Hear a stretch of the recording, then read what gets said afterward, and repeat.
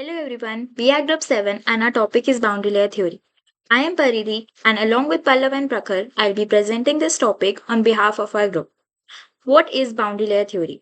The boundary layer is the thin region of fluid near a solid surface where viscosity makes the velocity change from zero at the wall, that's the no slip condition, to free stream velocity away from it.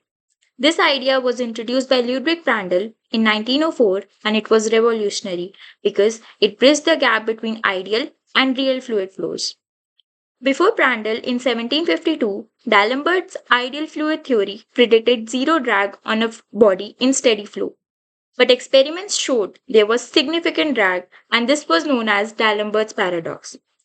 Prandtl explained that viscosity near the surface cannot be ignored. He introduced the concept of a thin viscous boundary layer where friction causes skin drag, and when the flow separates, it leads to pressure drag. So, his theory solved the paradox by explaining real world drag and connecting ideal and real flows. Now, how does a boundary layer form? Because of viscosity, the fluid that touches the wall sticks to it, and that's the no slip condition.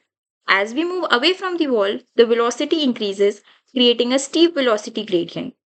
Inside the boundary layer, viscous forces dominate, while outside it, they are negligible. So the flow behaves almost like an ideal fluid. Now, Pallav will take over from the next.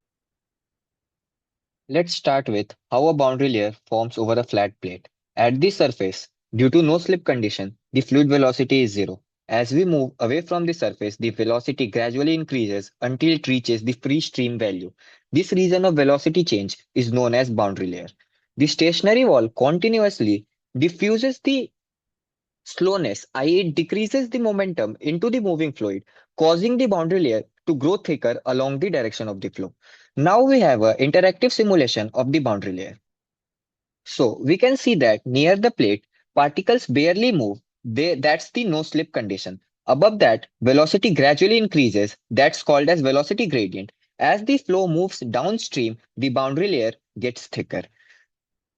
The red region represents laminar flow, the yellow region represents the region, and the blue region is the turbulent flow. Now, by adjusting the parameters, we can see how does the flow varies.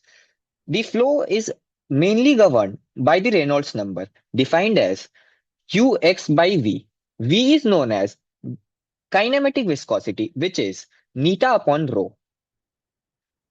If I increase the fluid velocity, I can see that the boundary layer thickness decreases. And if I change the fluid viscosity, let's say if I increase it, I can say that the transition between laminar to turbulent region occurs earlier and the boundary layer grows more thicker. Moving forward, we have various types of boundary layer. There are three types of boundary layer, mainly velocity boundary layer. It is the region where the fluid velocity changes from zero at the wall to u infinity, the free stream value at the surface. We have next thermal boundary layer. This is the region where temperature of the fluid changes from the wall to the free stream temperature. Next, we have concentration boundary layer. It is the region where species concentration varies from wall concentration to bulk concentration. We have mainly two types of boundary layer known as laminar and turbulent boundary layer. Laminar boundary layer, it occurs at the start of the flow when the Reynolds number is low, typically less than 5 into 10 to the power 5 as defined by Blasius. Here the flow is smooth, it is a form of streamlines, momentum transfer is mainly dominated by the viscosity. Next we have turbulent boundary layer. It occurs further downstream. Here the flow is chaotic and eddies form around the wall. Here, momentum transfer is dominated by the viscosity of the fluid. Now we'll move forward to the mathematical definition of boundary layer thickness. So, what is boundary layer thickness? Boundary layer thickness is defined as distance y from the wall to the point where the fluid velocity reaches 99% of the free stream velocity value. Blasius gave a numerical solution to the boundary layer thickness, which was 5x upon under root times of local Reynolds number. And for the turbulent regime, we have an empirical correlation where the boundary layer thickness is defined as 0.382 times x upon Reynolds number raised to the power 1 by 5. Prandtl gave mainly the boundary layer equation. These were governed by the two main equations. one known as continuity mass conservation equation, and other the famous Navier-Stokes theorem. So, while defining these equations, he made some key assumption, which was the flow is steady, the flow is incompressible, it's a 2D flow, and the boundary layer is a thin layer. What was the main purpose of simplifying and giving the assumption? Because this simplified the PDEs and help us arrive at a numerical solution to the boundary layer. Moving forward, we have applications of boundary layer. Applications in chemical engineering. The boundary layer theory is used in various industries and chemical processes.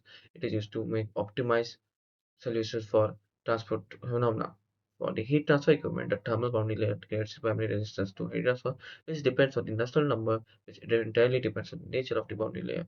For mass transfer operations, the concentration boundary layer controls the rate of mass transfer between phases.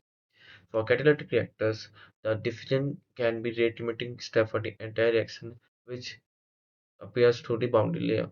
Fluid flow and pumping, the hydrodynamic boundary layer determines the skin friction drag and pipes. This is a summary and conclusion. Thank you.